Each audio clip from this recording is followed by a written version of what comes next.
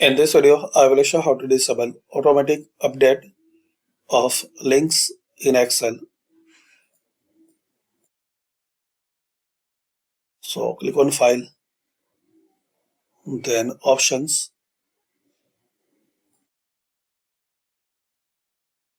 Advanced, scroll down.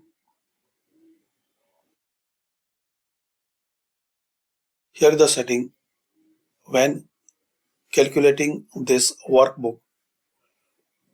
So unselect this setting, update links to other documents.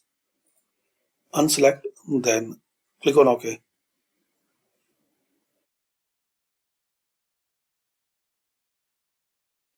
Now exit and reopen your Microsoft Excel. Thanks for watching.